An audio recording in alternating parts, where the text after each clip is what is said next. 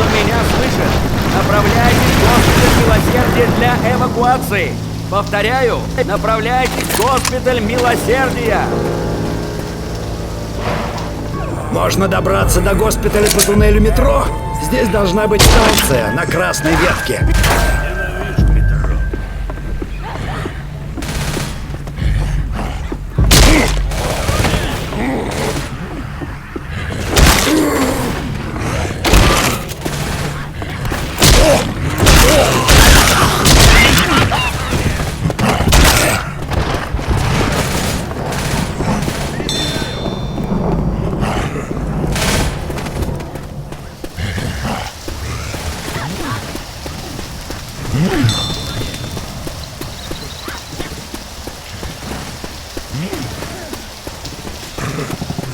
Тут оружие!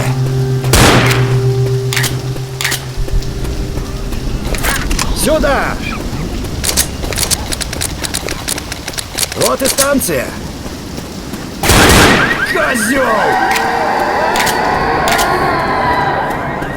Здесь есть оружие! Early versions of Left4Dead allowed more skillful players to run off on their own without much fear of deadly consequences, bobbing and weaving around the infected before they could react. The addition of player slowdown, when hit by a common infected, severely reduced the player's ability to simply run straight through the horde. More importantly, the Hunter Pounce and Smoker Hang presented fatal situations for a player on his own.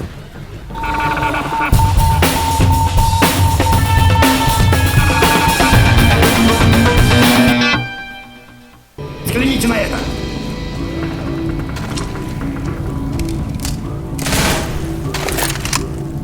Перезаряжаю!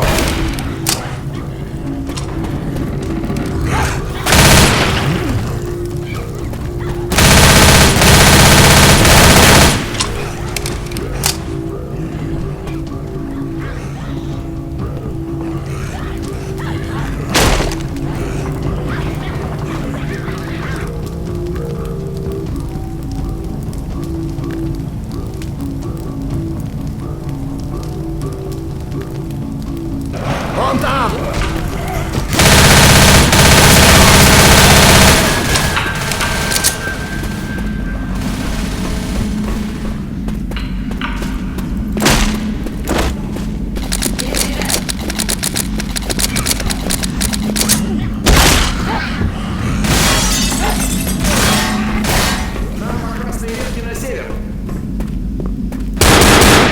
Although it sounds ridiculous to talk about advanced zombie AI, we spent a great deal of time on the AI systems for the common horde.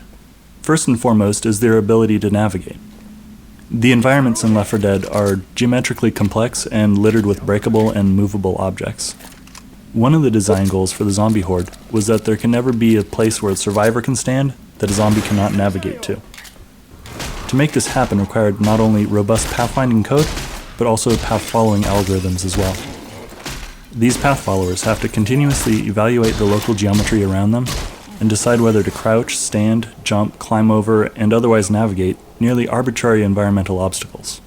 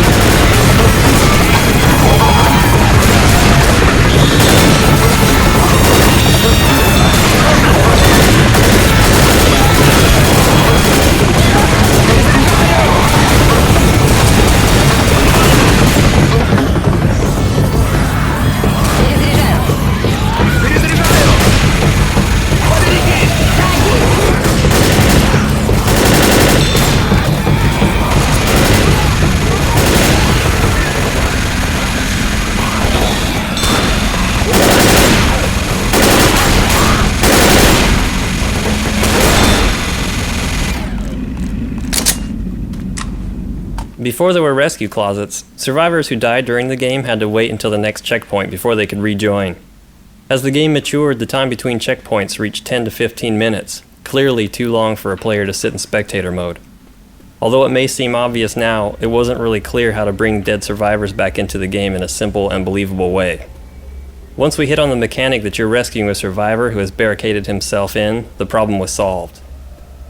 This solution is typical of Left 4 Dead game mechanics. Hearing a trapped friend call for help creates a dramatic situation for the survivors and creates a new short-term goal for the team to accomplish. Also, finding a lone survivor that joins your team is a staple of the horror movie genre. Finally, it provides plenty of opportunities throughout the environment to bring dead players back into the game.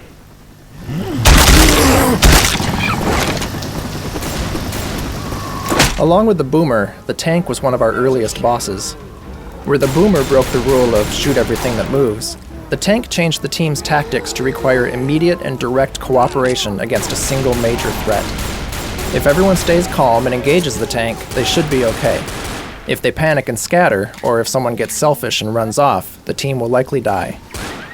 One difficulty with the tank was that since we offset his incredible toughness by slowing him down a bit, when tank battles occurred in large outdoor spaces, he was far less effective. Coordinated survivor teams could easily take down the tank before he would close in on them and cause chaos. To offset this vulnerability, we added his rock throw and car slug.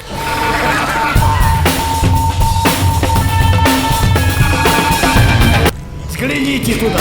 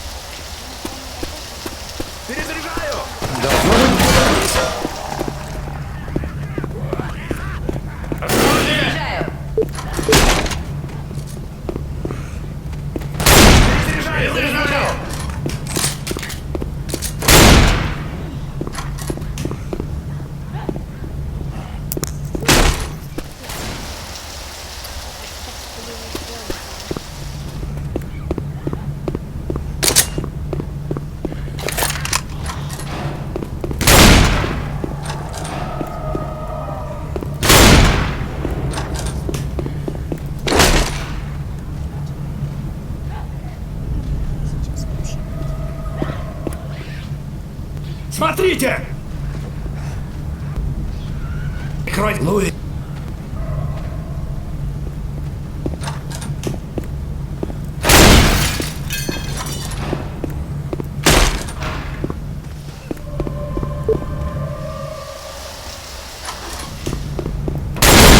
Я не заряжаю!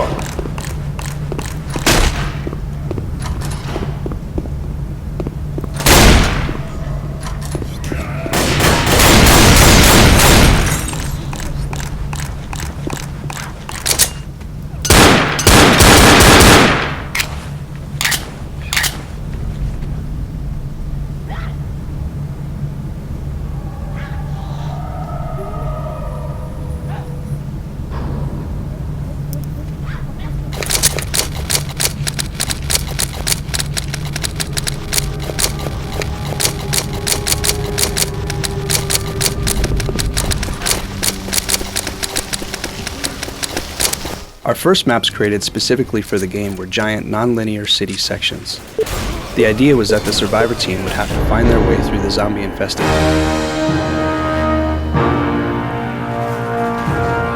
city. Playtesting quickly revealed that keeping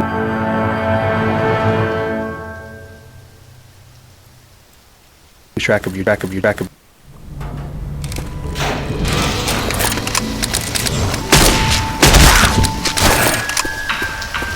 Я не знаю дороги. Сюда, наверное.